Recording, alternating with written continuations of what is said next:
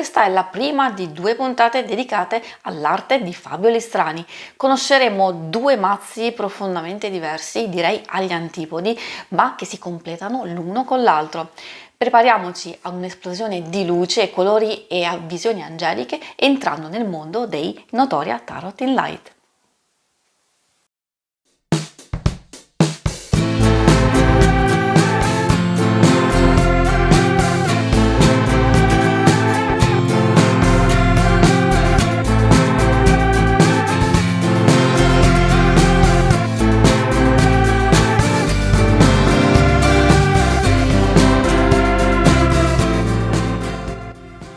Ciao a tutti amici e amiche di YouTube, io sono Angela, benvenuti alla nuova puntata della Taroteca di Exoteric World.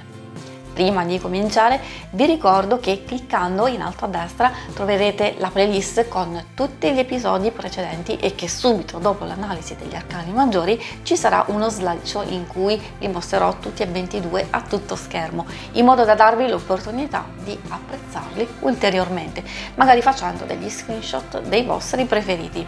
Prima della fine della puntata troverete la schermata per accedere agli interattivi dedicati all'amore e all'icona per iscrivervi al canale, nel caso il video vi sia piaciuto. Adesso cambiamo inquadratura ed entriamo nel vivo della puntata. Venite con me. Eccoci pronti per iniziare la puntata, dove possiamo partire proprio dall'analisi fisica del nostro mazzo e quindi dalla scatola, molto bella, forte e resistente, e quindi anche bella proprio da esposizione, da vetrina. Vediamo la parte davanti, quindi anche i fianchi, quindi anche sotto, ecco qui. Apribile facilmente, quindi all'interno troveremo la prima carta di riferimento di questo mazzo, quindi quasi di presentazione, con il retro molto interessante, che riprende un po' il motivo che troveremo e vedremo in alcune carte nello specifico. Questa è la prima, poi abbiamo tutto l'intero mazzo, giusto indicativamente per farvi rendere conto della grandezza del mazzo rispetto ai classici. Ecco, vi mostro, sono leggermente più grandi i Notoria Tarot in Light dei soliti mazzi, quelli un po' più commerciali, e questi sono anche molto, le carte singolarmente sono molto più resistenti. Sarà perché effettivamente, come vedete, sono molto lucide, quindi sono laminate. Questa è, vi dicevo, la grandezza è di 7x12, lo spessore totale dell'intero mazzo è di 3,5 centimetri. Così, allora io ho le mani piccole, ovviamente non mi è difficile tenerlo in mano, un po' complesso mescolarle, però se ci si fa l'abitudine, poi il fatto che siano laminate sono abbastanza scivolose, però come dicevo sono molto molto resistenti. Troviamo poi l'ultima carta finale di pubblicità dello scarabeo e quindi anche di una carta di un mazzo, sempre dello scarabeo. Poi abbiamo il nostro bel libretto dove troviamo 4 lingue, scusate, abbiamo l'italiano, prima di tutto l'inglese, poi l'italiano, poi lo spagnolo e il portoghese. Come ogni volta ho riscontrato che lo scarabeo dedica molta più attenzione alla parte in inglese e quindi troverete molte più informazioni scritte in inglese.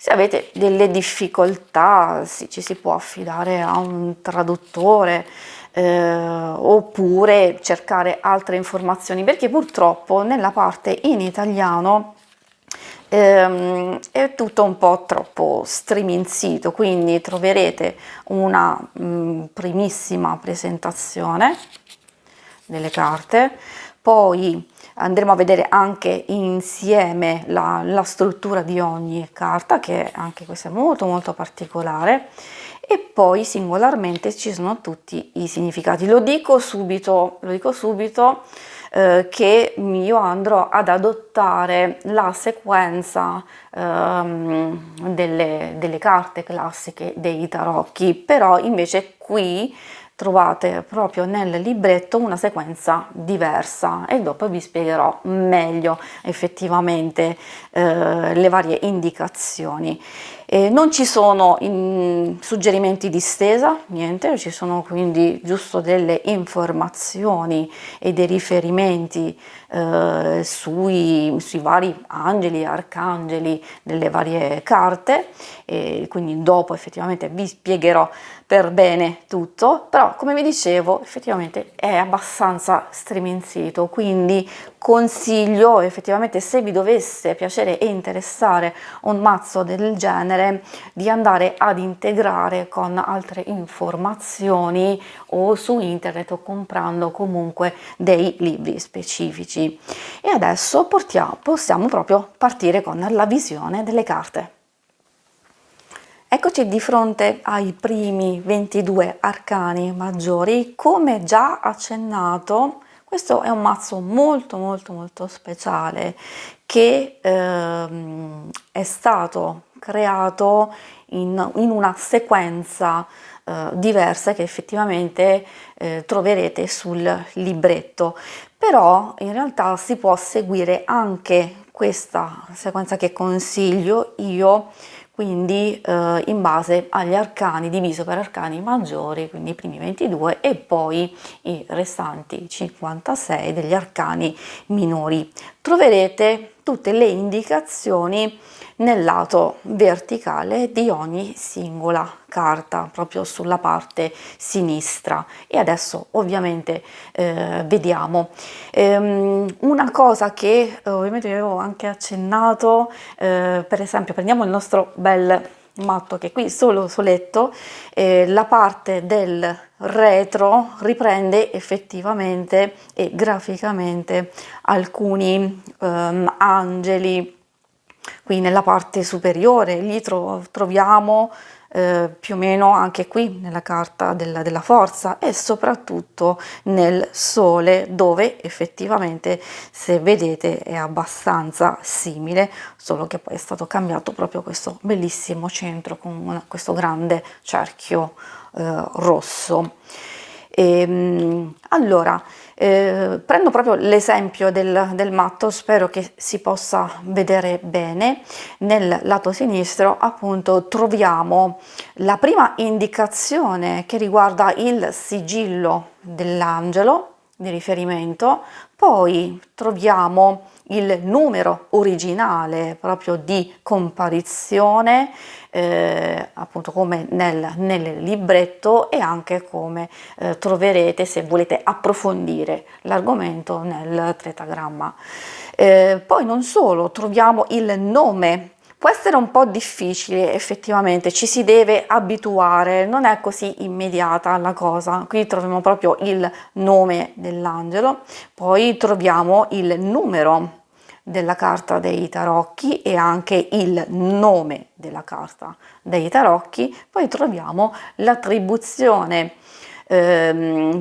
planetaria e dei segni zodiacali, e troviamo anche l'attribuzione esoterica tradizionale come è stata definita da Eliphas Levi e Aleister Crowley, solo però riguardo agli arcani minori sono esclusi le carte di corte e gli assi, infatti poi lo vedremo successivamente. Quindi in genere questo mazzo, che è tutto appunto dedicato alla gerarchia degli angeli e degli arcangeli, troveremo 72 angeli, 4 sono gli arcangeli principali in pratica, quindi Raffaele, Gabriele, Uriel e Michele, che ognuno fa riferimento alle macro sezioni che appunto si riferiscono a Raffaele alla spada, Gabriele al bastone, Uriel alla coppa e Michele appunto infine al pentacolo.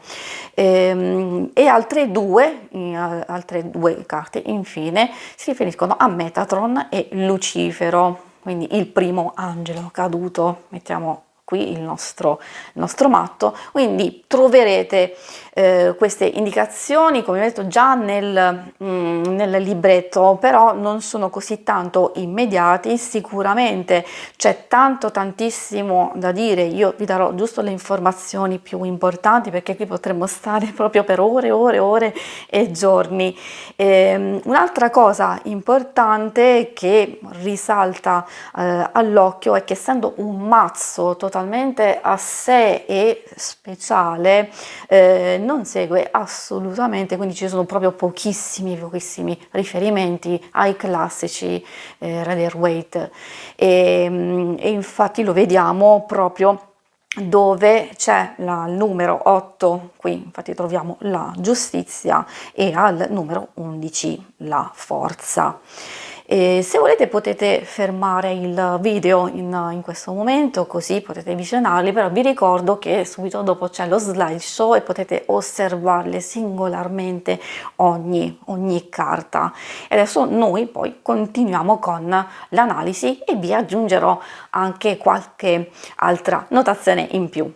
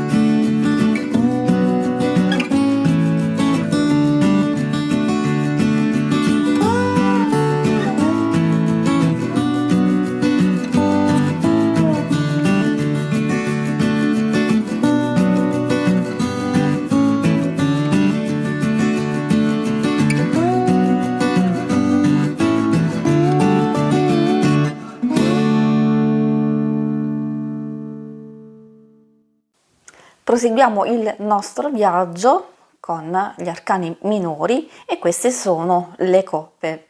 Come avete potuto notare, la palette dei colori, e lo vedremo proprio in tutte le carte, è sul nero, grigio, rosso, tanto rosso, e oro. Questi sono i colori principali. È raro, rarissimo, infatti lo possiamo vedere qui solo nell'asso di coppe, che c'è un po' di blu che richiama l'elemento acqua, che infatti troveremo poi in ogni il simbolo dell'acqua in fondo ad ogni singola carta. Qui abbiamo le carte numerali da 1 a 10 e poi troviamo le carte di corte, il fante, il cavaliere, la regina e il re. Ovviamente non si può non parlare dell'arte di Fabio Listrani, arte digitale molto accurata, quindi parliamo di computer grafica. Lo stile ricorda molto lo stile gotico, molto affascinante, molto ricco di elementi, di dettagli, ci si può perdere facilmente, ecco perché non è un mazzo che consiglio per chi è alle prime armi. Bisogna assolutamente, secondo me, averlo, perché a livello artistico e poi effettivamente da studiare, da approfondire, per chi ha un un certo tipo di attrazione, di coinvolgimento verso questo tipo di mazzo, però dico che in qualsiasi caso è assolutamente da avere. Un po', è vero, complesso, però con pazienza e dedizione si può studiare e approfondire. Una cosa importante è che questo mazzo è stato editato nel luglio 2022, però c'è una versione precedente del 2021, penso, non vorrei sbagliarmi.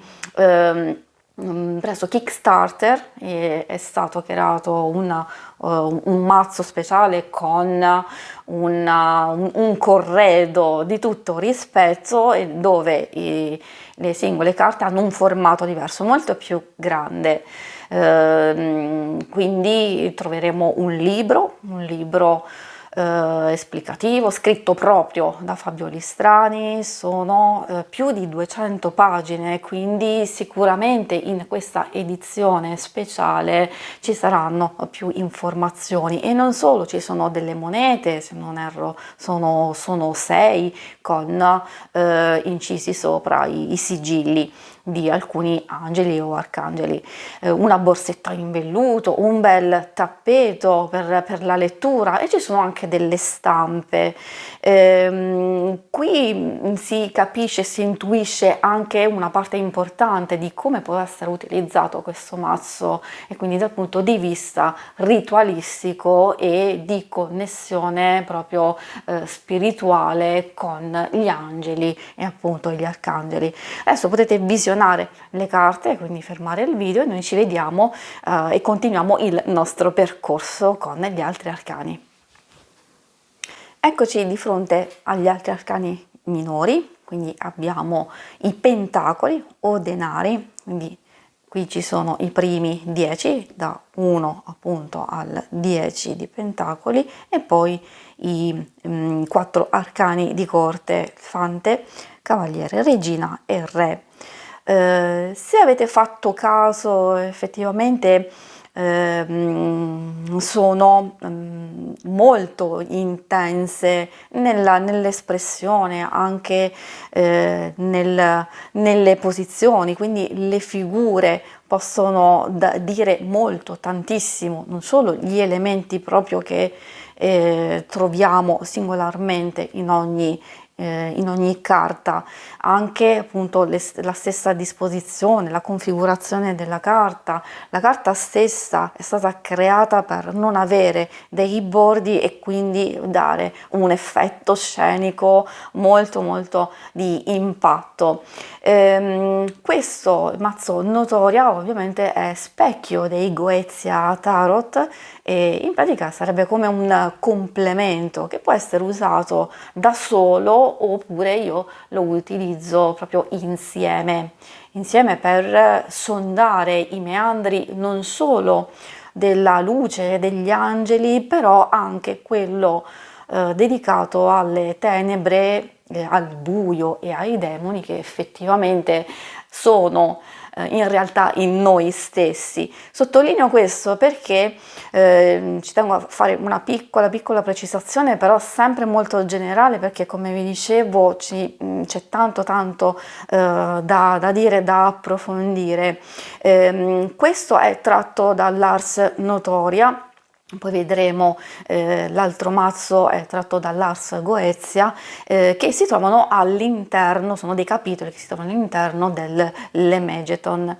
È un trattato che è stato attribuito a Salomone, e che quindi si trovano tendenzialmente in genere scritte le gerarchie sia degli angeli sia demoniache. Lo scopo non è assolutamente questo, lo sottolineo e lo scrivo a caratteri cubitali, perché c'è tanta purtroppo ignoranza, forse anche paura ad affrontare queste tematiche. Lo scopo di questo trattato non è assolutamente di adorare i demoni, ma di assoggettarli al proprio volere ovviamente in nome di Dio. E quindi, come vi dicevo, lì ci sono delle invocazioni, delle preghiere, ecco, soprattutto l'Ars Notoria, ci sono queste preghiere, queste orazioni, ci sono cose interessanti appunto per entrare in contatto con queste entità. Proseguiamo adesso il nostro percorso andando a vedere gli altri arcani minori. Se volete potete fermare il video in questo momento, così li visionate attentamente e noi poi proseguiamo. Eccoci di fronte al terzo gruppo di arcani minori, quello dei bastoni. Si può facilmente notare che effettivamente i bastoni sono sostituiti dalle candele. E ci sta perfettamente perché in realtà appunto i bastoni sono associati all'elemento fuoco, che infatti troverete in ogni singola carta in basso. Anche qui abbiamo le nostre belle carte, 10 carte numerali e poi le 4 carte di corte, il fante, il cavaliere, la regina e il re. I colori, in realtà abbiamo visto sin dall'inizio, sono sempre quelli per tutti gli arcani. E un'altra cosa importante è che, come abbiamo parlato dei riferimenti e dei suggerimenti tratti dall'Emegeton, ovviamente c'è anche la Cabala e il fatto che ci siano tutte le indicazioni anche a livello astrologico consente a questo mazzo di essere utilizzato in tantissimi modi. A livello di pura e semplice divinazione si può anche fare effettivamente, non lo trovo molto adatto, secondo me è un mazzo più indicato alla ricerca spirituale e alla magia, quindi anche se volete intraprendere un percorso rituale. A livello astrologico, con i riferimenti inseriti si possono adottare appunto per capire e comprendere le caratteristiche delle persone.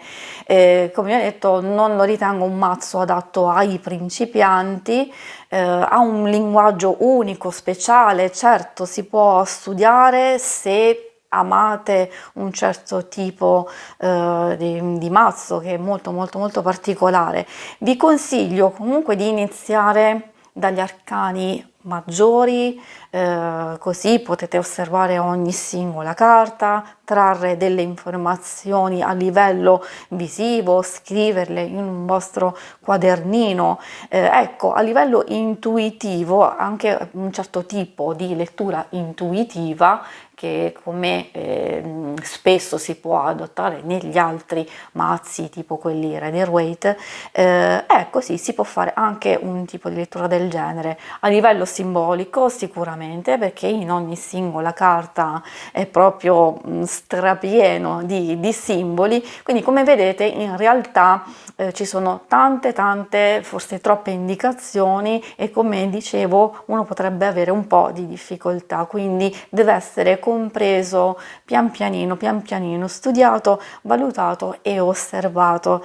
Adesso potete fermare il video in questo momento così magari guardate meglio le carte dei bastoni e poi ci troviamo adesso con l'ultimo gruppo. Ed eccoci infine con l'ultimo gruppo degli arcani minori, quello delle spade. Quindi come sempre abbiamo 14 carte, 10 numerali e poi le 4 carte di corte, fante, cavaliere, regina e re.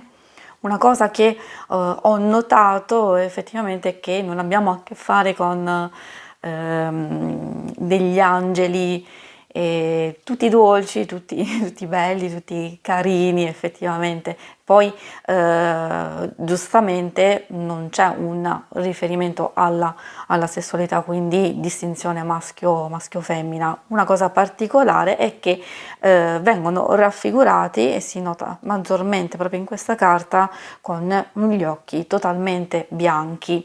Giusto per farvi capire effettivamente che ci troviamo di fronte a un mazzo speciale, diciamo, tendenzialmente noi avremo per esempio del 9 di spade, la classica figura di questa persona disperata nel suo letto, e invece qui in questo caso troviamo questa figura che sembra proprio andare a tagliare un qualcosa che potrebbe scottare, potrebbe far male o dare fastidio. Quindi c'è sempre anche nel numero 10 questo angelo trafitto da queste spade, in questo caso delle frecce. È vero che tendenzialmente è una carta di sofferenza, però come vedete al di sopra c'è questa luce che porta speranza, porta rigenerazione e infonde appunto una certa sicurezza di guarigione e di miglioramento. Quindi c'è tanto anche a livello psicologico, si possono usare per la meditazione, non solo per la ritualistica, l'astrologia, abbiamo visto anche, potete, se volete, aiutarvi anche utilizzando i sigilli, magari andando a studiare le caratteristiche di ogni singolo angelo, potrebbe attrarvi una in particolare che potrebbe far caso vostro in un momento della vostra vita, e allora quindi potete scrivere e portare con voi, o anche scriverlo addosso, ecco, così, giusto per darvi qualche indicazione effettivamente che si possono fare tantissime cose. Infine, un'altra cosa importante: se vi dovesse piacere questo mazzo, trovate in descrizione tutti i riferimenti per acquistarlo. Magari ditemi anche che cosa ne pensate, se vi è piaciuto, se in qualche modo siete interessati, e poi ovviamente vi ricordo che ci vediamo poi per la prossima puntata per andare ad osservare il Goetia Tarot in Darkness. Grazie per l'ascolto e l'attenzione, e noi ci vediamo alla prossima. Ciao!